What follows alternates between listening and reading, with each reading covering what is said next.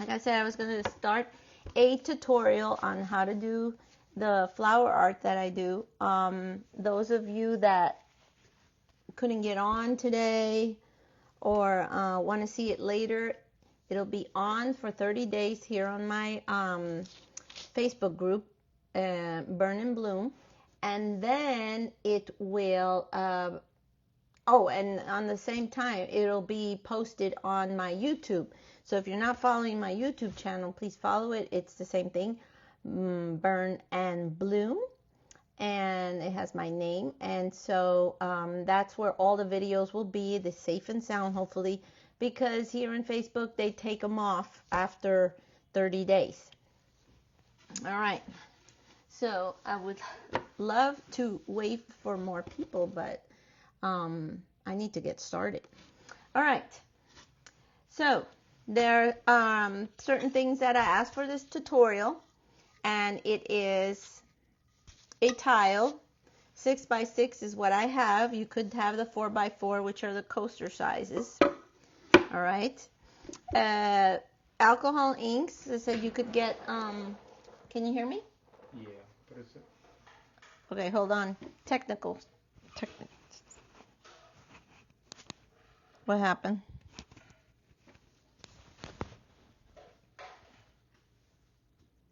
What happened? ¿Qué quiero ver si lo puedo quitar el sonido?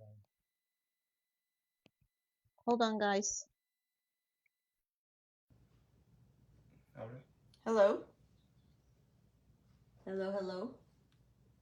Hello, hello, hello? Better? Better? All right, sorry. So, alcohol inks. You could get Tim Holtz or any other one that you like. I love using Black Bear inks too. They're excellent inks. And when we get to darker areas later on in tutorials, I use mica-based inks. So all this is very important, but right now we're just doing basic. So if you have ink and alcohol, preferably 91 or 99, here's a bottle. Okay. You will basically have everything you need. Oh, of course, these are air blown, so you do need an air can, which is this is Office Depot. That's my favorite. I've already tried some other ones, and for some reason, not all air cans are created equal. I also like to put my alcohol in a container to clean the brush, and also a cleaner one, so that after I clean it, I could dip it in here to do the extra cleaning. I got this cute egg, marble egg thing that I found and it works perfect for what I do. Also, in the video where I was explaining what you needed for this tutorial, I also said that I like putting my alcohols in these bottles where I have a better better control of the alcohol that's coming out. Some of them even have smaller gauges, which is my white, and because alcohols come out gushing out, and then you have a mess. Another thing that I explained in another video is how important it is to have the right environment to do alcohol inks. And I know it's not easy, especially when you live in an area like Houston where it's very humid. Humidity and alcohol inks do not they just don't mix. They don't like each other. What can you do? They like each other at 42, 43%. Then after that, they start doing their own thing. And that's why I say alcohol inks are the cats of all mediums. They just do what they want, and you're just gonna have to work the best you can with them. So it's good to have a temperature gauge. Right now I'm at 44, so I'm already 1% over what I should be. And it's very hot in here for some reason. It's 79. The ideal temperature is about 74, 75. That doesn't happen in my house ever, not even inside my house. Right now, I'm in the garage in the little area that my husband provided for me. So, let's get down to business. What I'm going to do is show you the simple strokes and how to begin. That's the way I began. I know we all want to, go running wild and doing everything, but you got to practice first how to use, you got to know how to feel the flow of the air so that you can start doing things like this. Okay? So you could start doing things like this. Here's one for the art show, the Tombow art show. I'm getting it ready.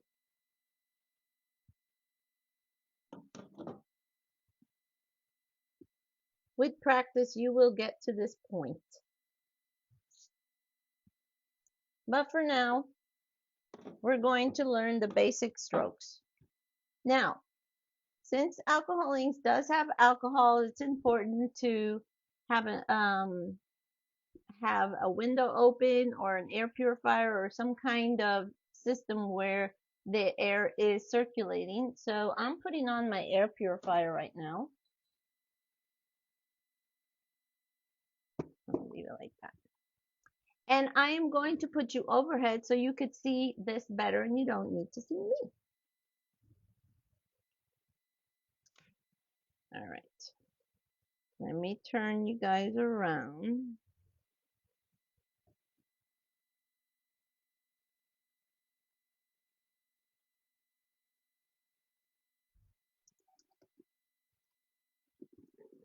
Okay. We need to move all this out of the way or else we're going to have little happy accidents. Only happy accidents. To tell you the truth, a lot of my art is just an ensemble of happy accidents. So let me move up a little bit more so you guys can see. Move this. All right. Here we go. Okay. So this is your tile. And the first thing you need to do is to clean your tile. Always clean it because it could have some oils and stuff. The best way to clean it is with the 91% isopropyl alcohol. And then I use coffee filters. Why do I use coffee filters? Because they don't leave lint the way paper towels would.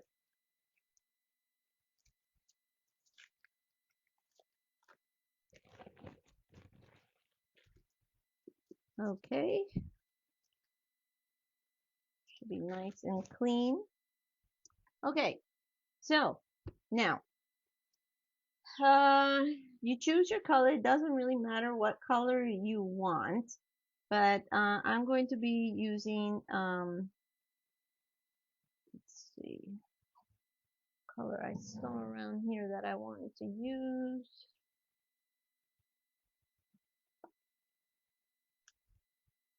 Let's use purple. All right. So this is what I wanted to show you how I started. There's 3 different ways of doing this, either with the air can or with this air balloon, air blower, or with an airbrush. I've done all 3, and my favorite is this. This is where I get the results. And I'm going to show you how the 3 of them, how they work. All right, so first, I'm going to put just 2 drops, and then I'm going to blow it. All right, so there's that. That's how that one came out. All I forgot to show you one more thing that you may need, and it's a silicone brush, but I'll show you in a minute how you would use that. So that's that one with this device. Then there's the air brush. So I'm going to do that. Look at that splat. That's a real big mess. Notice how the ink is still moving. That's when you could use your little silicone brush to like kind of help it move in the right direction. It's not cheating, it's just a guidance right there. All right, so that's not going to be what I want for my flowers. So then there's this one.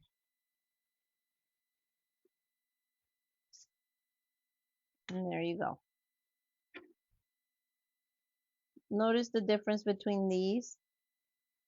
And that's when I start using, and of course my humidity is not ideal, so that's exactly why I'm going to be guiding this a little bit. I noticed that this must have not been cleaned well, but see, that's what the 3 can do. Okay, so this is how wonderful it is to practice on tiles.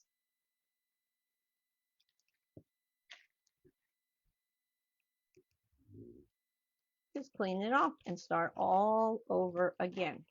I'll show you this time, and then the other times to save time, I'll just use a different tile.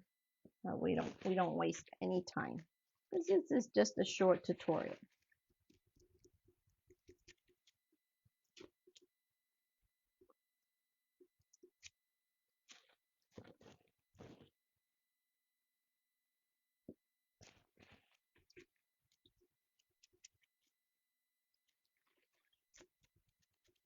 Okay.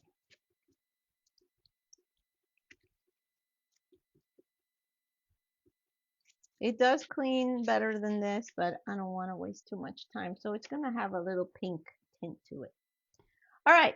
So as you can see, there's 3 different ways, but the best way for me is with the air can. All right. So now we continue with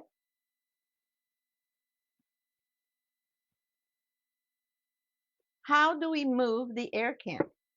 That's very important, because depending on the petal, that's how you're going to move the can, and also how you apply the ink. If I were to do a daisy or maybe a sunflower, I would want my petal to be long. Okay?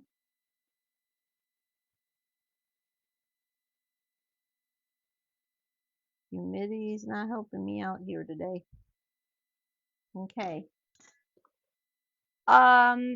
If I want a very full petal, I would make sure that I had enough ink. When you're skimpy on the ink, then the petal doesn't comes out very tentacly, or it doesn't come out the way you want, as big as you want it. Okay? There's definitely something over here. I don't know what it is. All right. Also, depending on the force, if I do something like this and I just push it a little bit, get something like a duck foot. But if I push it really hard, I'm going to get splat. So the way we control is very, very important. Okay? Let me do another color so I can do it on top of this. Again, if you do it long, and the only way you learn is experimenting.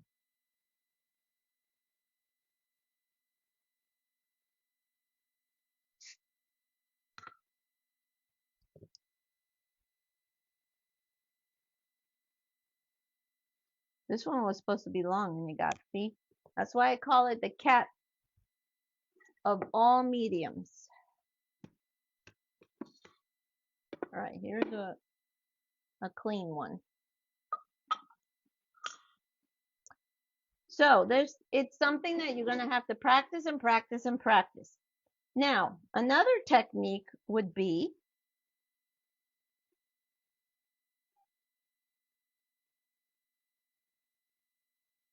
painting your dot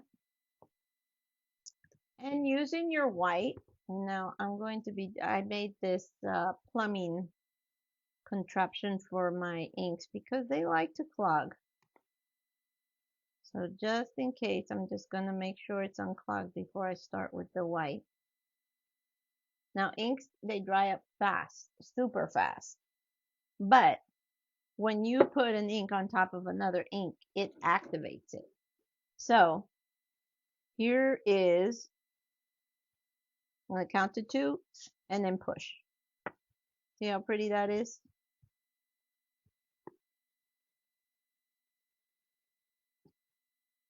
Let me do it with purple.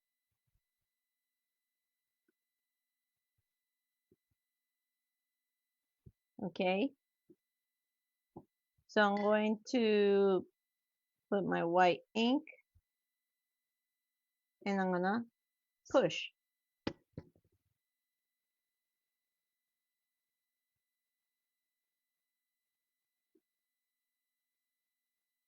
There's something really pretty going on here. Okay. So that's another technique. That is where you put the color that you would like, but you're using something else to push the color. Now you can also do that with alcohol. For example, I'm going to put this here. Let it dry a little bit. And then with a drop of alcohol, I'm going to push it. You get a totally different effect. And it seems like it's expanding. And if you don't want it to expand too much, that's when I use the brush. You don't have to use the silicone brush. You could just let it go however you want. But you see these little things here? That bugs me. I just don't like them. You may like them, but I don't. Okay? So there's that. So you could push it with white. You could push it with alcohol. Or here's another thing you can do. What I do a lot of is I put it on a palette.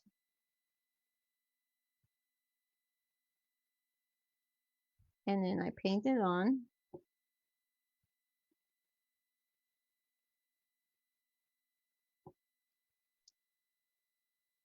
And then using color that will not turn into mud, so that's like a red orange, and I'm going to put a yellow. Let it 1 2 activate it and then push. The longer you wait for that other color to activate the color that's underneath, the more it will pick up the color that you have on the base color. Now, if you put on that, if I would have put on that yellow and quickly have pushed it the other color, it would not have pushed out so much. Here I'm going to show you one where I'm going to leave the yellow activating this red. Let me try this up. Longer time, maybe 4 seconds. 3, 4. And you see, look at the difference between this and this. That one activated it a lot more. So the longer you leave it there, the longer it'll activate. If anybody has any questions, let me know. I'm here for you. Okay, so that's the simple basics of pushing the ink with the air to make the petals. All right, so what if we put all this together? What can we make?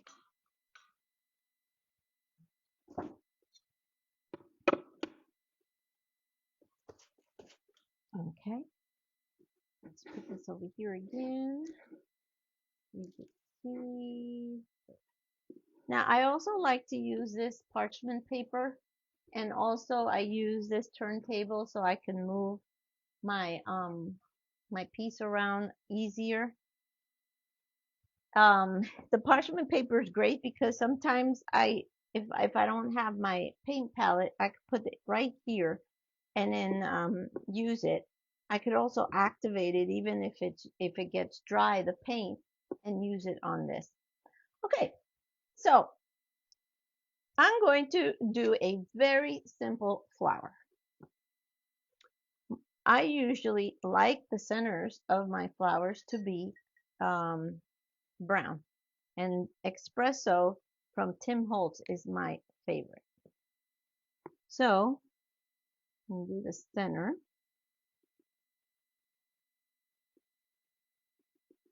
And you don't always have to do a center, but we're doing a very simple flower.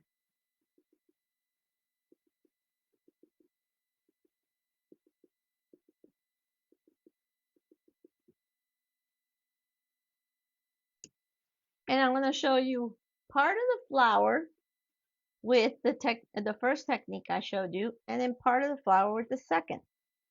Okay, so let's use, let's keep using the purple. So this should be dry. So I'm going to put over here the drop, and then I'm going to push it out.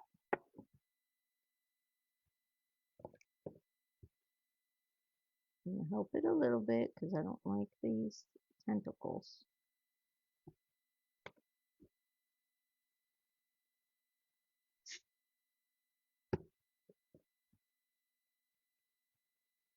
You don't usually get the splat.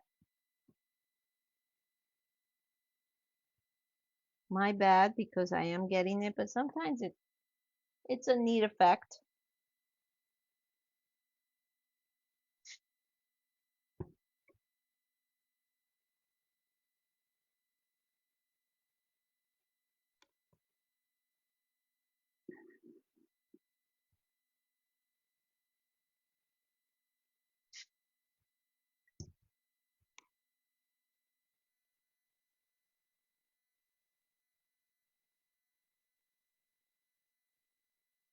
All right, so that's that effect. You can layer, I'm not going to do that now. I'm just going to leave it like that. And I'm going to show you on the other side, the other effect. So the other effect would be,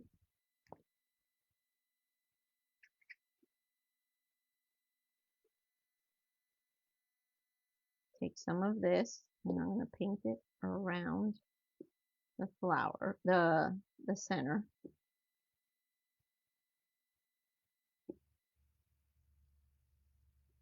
Whoops.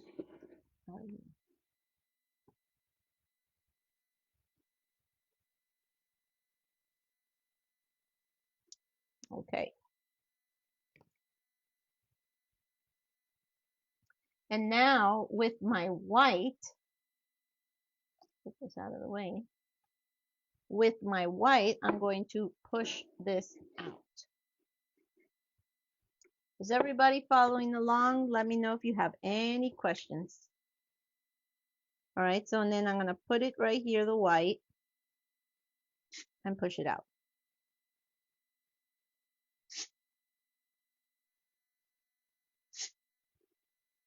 I love this white. It's Blanco Blanco.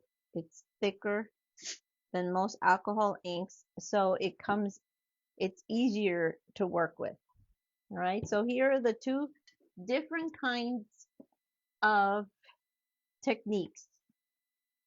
The one where you paint it on the base color and then you push it out with the white, and then the one where you just use the color from the start. Now Sometimes you can add um, white on top of something you've already done to add a different effect, or you could leave it like that. Here's an example.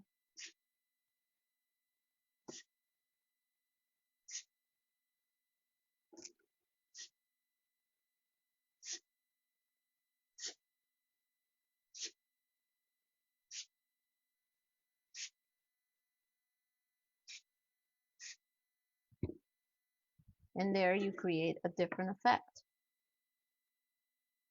Okay, now for example, this one that I did here, I did it with the paint technique where I would paint the base and then I pushed it out with the yellow.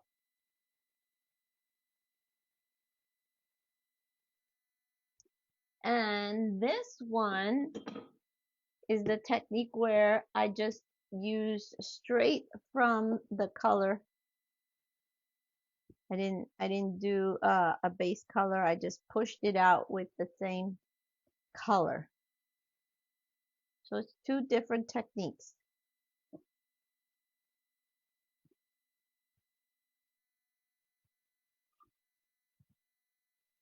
So we're gonna do one more.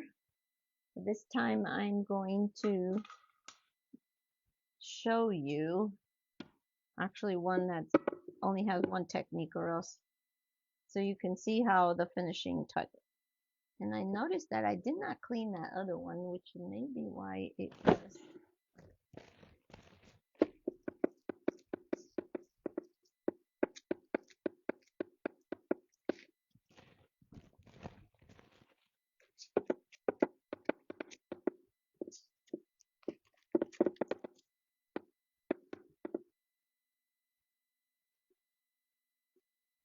Okay, should be clean now. Okay, so there is a type of flower that I love to do, and it's a good way to start. It's a beginner flower, and I call it my wilted flowers. So what I do is, again, I use espresso and I do the tops. They're wilted, so I think this has a little bit of purple. I didn't clean it. It's okay.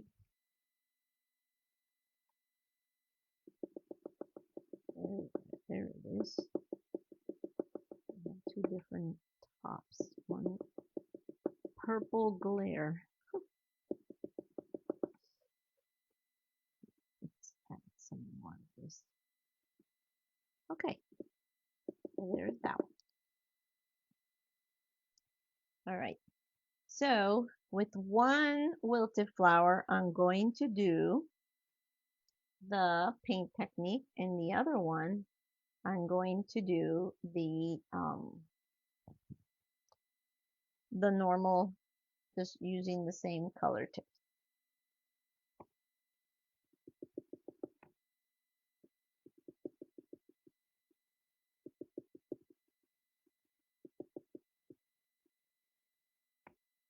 Okay, now I'm going to let that dry a little bit, and then this one will be the standard. All right, so this is how I do my wilted.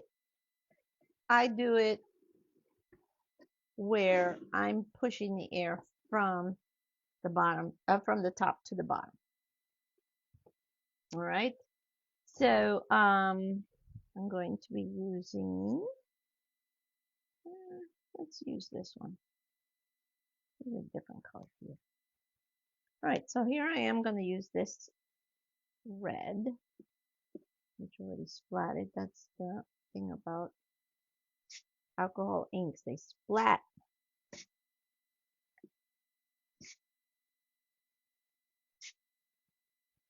All right, so there's that one. And in this one, I activate 1, 2, push. 1, 2, push. 1, 2, push.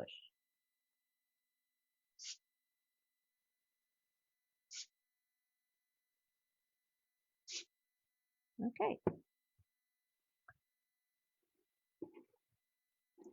Then after that, I like doing my green. My go-to green is lettuce from Tim Holtz.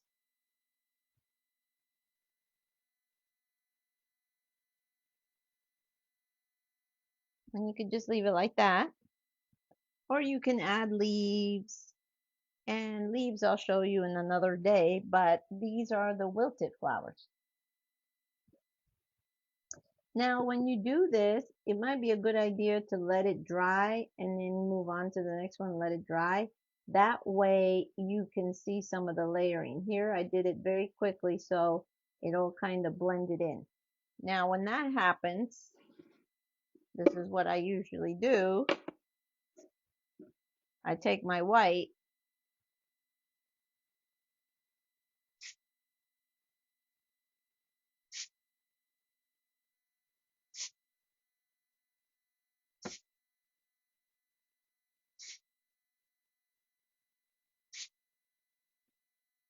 and that way I create more layers. Okay. Well, I hope that this short and sweet tutorial, beginner's tutorial, is helpful. Remember, the best way to learn is by practicing. Practicing, practicing, practicing.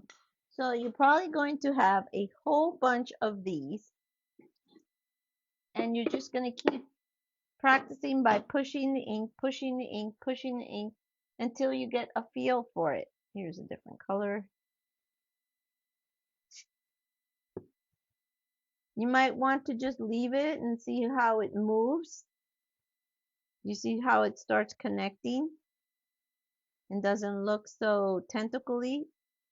I don't like the tentacles, so I quickly move in and put it all together.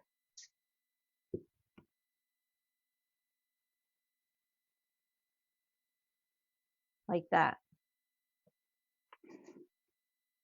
Here's another one. Whoop, that one's going to be huge.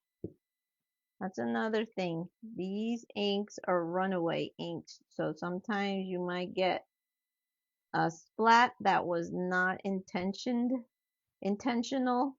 but sometimes it's what makes it beautiful. Let's do another one right here. There you go. See how it's moving? If you like how it looks, how it moves like that, then you don't have to touch it at all. But that's what you're going to be doing. Lots and lots and lots of practice so that you can eventually get to this.